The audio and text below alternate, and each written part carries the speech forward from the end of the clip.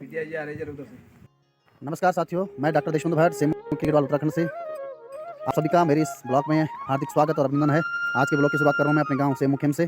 और आज आपको दिखा किस तरह से हमने विद्यालय में अखंडता की पहले गृह मंत्री महान विभूति सरदार वल्लभ भाई पटेल जी की जयंती मनाई गई। उनको हमने श्रद्धा सुमन अर्पित किए। तो आपको दिखाता हूँ अपने विद्यालय की वो झलकियाँ। विजय जी आ रहे जरूर से। एवं विदेशी शिक्षिकाएँ, कार्यालय कर्मचारीगण और प्यारे छात्र छात्राओं, जैसा कि आप सबको मैंने बताया कि आज भारत के प्रथम गृह मंत्री सरदार वल्लभ भाई पटेल जी की जयंती है। आपको ब्रीफिंग थोड़ा कर देते हैं, संक्षिप्त में उनकी जीवनी बता देता हूँ। सरदार वल्लभ भाई पटेल 1875 में 31 अक्टूबर को उनका जन्म गुजरात में हुआ था और वो किसान परिवार से थे। आमतौर पे भारतीय लोग कृषि अधिक करते हैं और भारत गांवों का देश है, ऐसा भी कहा जाता है। तो सरदार वल्लभ भाई पटेल भारत के लिए उनका जो योगदान है वो सबसे महत्वपूर्ण है। क्यों? क्योंकि जब भारत आज़ाद हुआ तो भारत के कुछ हिस्सों में जो अंग्रेजी राज था उसके साथ साथ भारत के अंदर एक अलग राज चलता था, वो था राजाओं का राज। तो अंग्रेजों का आतंक तो था ही, लेकिन राजाओं के रजवाड़े भी अलग अलग बटे हुए थे। लगभग 562 रियासतें जो कि सरदार वल्लभ भाई पटेल ने भारत में जिनका विलय कराया। 562 रियासतें, छोटे छोटे टुकड़े राज्यों के, जैसे हमारा टीवी राज्य था, तो ऐसे ही अलग अलग राज्य देश में बटे हुए थे। और सबसे महत्वपूर्ण योगदान जो है उनका किसानों के लिए बारदोली आंदोलन है। 1916 शायद 1928 का बारदोली आंदोलन, तो वो महत्वपूर्ण है। और उन्होंने जो है ये हैदराबाद का विवाद आपको बता दें कि हैदराबाद का जो निज़ाम था वो पाकिस्तान के साथ जाने का इच्छुक था। भाई डिवाइड हुआ, देश दो भागों में बटा, पाकिस्तान और भारत।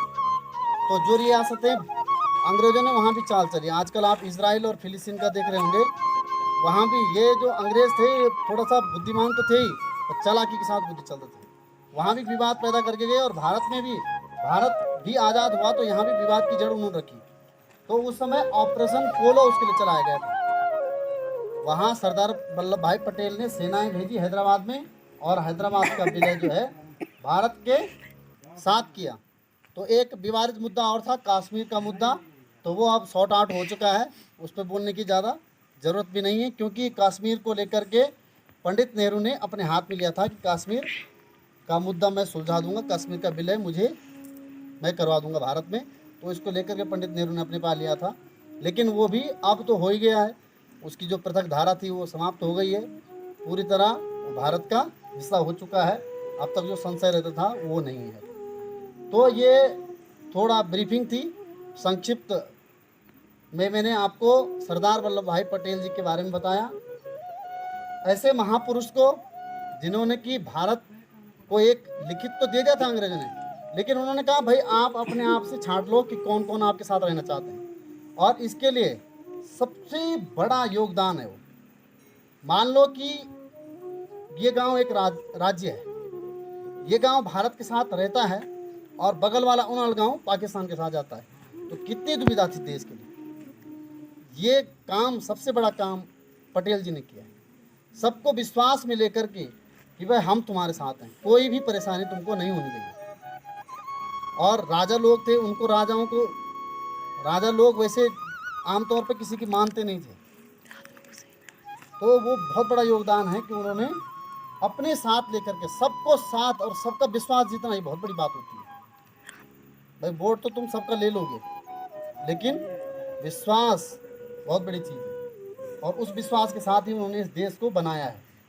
ऐसे महान उन्होंने अपने साथ लेकर के सबको साथ, और सबका विश्वास जीतना ही बहुत बड़ी बात होती है। भाई वोट तो तुम सबका ले लोगे, लेकिन विश्वास बहुत बड़ी चीज़ है, और उस विश्वास के साथ ही उन्होंने इस देश को बनाया है। ऐसे महापुरुष को मैं संपूर्ण विद्यालय परिवार की तरफ से श्रद्धा सुमन अर्पित करता हूं, और ज़्यादा न कहते हुए हाँ स्टैच्यू ऑफ यूनिटी, हाँ, और इस दिवस को राष्ट्रीय एकता दिवस मनाया जाता है। तो मैं निवेदन करूंगा आदरणीय विद्वान जी से कि वह भी सरदार वल्लभ भाई पटेल को श्रद्धा सुमन अर्पित करने का कष्ट करेंगे अपनी वाक्य पुष्पांजलि से।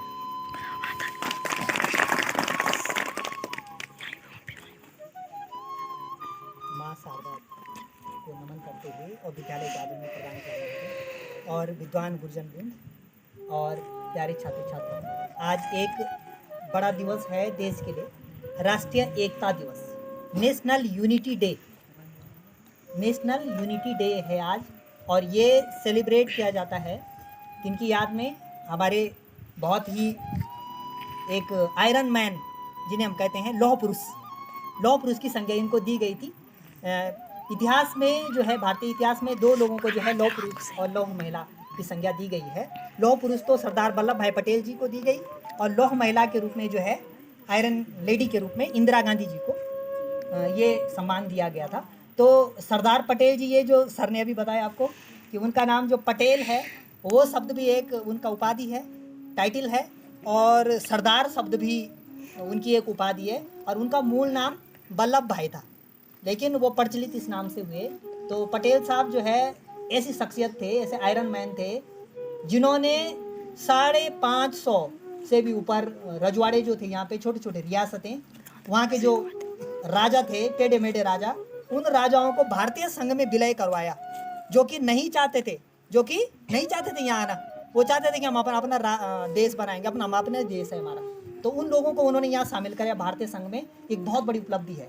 500 से भी ज़्यादा जो 562 ऐसे छोटी रियासतें थी। एक तो बड़ा काम उनका वो था, देश को एक सूत्र में पिरोने का। और दूसरा बड़ी बात आपको ये बता दें बच्चों कि वो दृढ़ इच्छा शक्ति के धनी थे, बहुत ही स्ट्रॉन्ग विल पावर उनकी थी।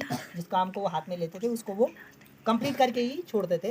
और भारत सरकार ने जो है उनके लिए जो है एक बहुत बड़ी वो की है, पूरी दुनिया के लिए मतलब एक उपलब्धि है। वो पहले जो है unity, statue of unity, liberty, statue of liberty जो कि अमेरिका में है, वहाँ पे सबसे ऊंची प्रतिमा उसको माना जाता था। उसकी जो हाइट थी 93 मीटर है, 93 मीटर। लेकिन भारत में जो ये स्टैचू ऑफ यूनिटी बनी है सरदार पटेल जी की याद में, गुजरात में सरदार सरोवर बांध के ठीक सामने नर्मदा के उस पर, तो 182 मीटर ऊंची प्रतिमा है ये, यानी ठीक दुगना भारत ने इसकी ऊंची प्रतिमा बनाई, जो कि विश्व कीर्तिमान है, विश्व रिकॉर्ड है। गांव से गए हुए लोहे की बनी, और गांव से गए हुए लोहे की, हमने भी उसमें दान किया था। गांव स्तर पे, ग्राम पंचायत स्तर पे लोहा इकट्ठा हुआ था, पुराना लोहा जो भी होता है, और उसको मोल्ड किया गया और उसको बनाया गया L&T कंपनी ने। ये भी मैं आपको बता दूं, लर्सन एंड ट्यूब्रो एक कंपनी है, बहुत ही प्रतिष्ठित कंपनी है, उस कंपनी ने इसको बनाया। और ये एक धातु की प्रतिमा है, और अपने आप में जो है एक बड़ा रिकॉर्ड है बच्चों। ये स्टैचू ऑफ यूनिटी, क्या बोलेंगे, आज यूनिटी डे भी है, यानी एकता में बांधने का उन्होंने काम किया। तो वो 182 मीटर ऊंची प्रतिमा है भारत में, ये भी आप ध्यान रखेंगे। और एक और बड़ी बात आपको बता दूं, 1991 में उनको मरणोपरांत भारत रत्न भी दिया गया था बच्चों, जब उनकी मृत्यु हो गई थी। उसके बाद उनको भारत रत्न मिला है एक, और वह। और इस कार्यक्रम को जो हम राष्ट्रीय एकता दिवस मना रहे हैं, ये 2014 से मना रहे हैं, इससे पहले नहीं मनाते थे। तो भारत सरकार ने निर्णय लिया गया। और एक और चीज़ मैं आपको बताने जा रहा हूँ, इस दिन पे आज, भले यहाँ पे नहीं हो पा रहा है ये, रन फॉर यूनिटी नाम से एक रेस होती है, दौड़ होती है, एकता के लिए दौड़, रन फॉर यूनिटी। वो मैराथन भी होती है और शॉर्ट रेस भी होती है, जिसमें कि लोग दौड़ते हैं। दिल्ली हो गया, मुंबई हो गया, देहरादून हो गया, अलग अलग राज्यों में और शहरों में ये आयोजित की जाती है, ताकि सरदार पटेल को अपने स्तर से श्रद्धा सुमन अर्पित किया जाए। तो ज़्यादा न कहते हुए हम पटेल जी को श्रद्धा सुमन अर्पित करते हैं। पटेल जी को ये उपाधि, जो सरदार की उपाधि थी, बारदोली आंदोलन में वहाँ की महिलाओं ने दी थी, और पटेल की उपाधि उनको गांधी जी ने दी थी, और सरदार की उपाधि उन्होंने जब बारदोली आंदोलन हुआ था वहाँ पे उनको महिलाओं के द्वारा दी गई थी। उन्होंने नेतृत्व। पीटीआई जी आ रहे जरूर उधर से।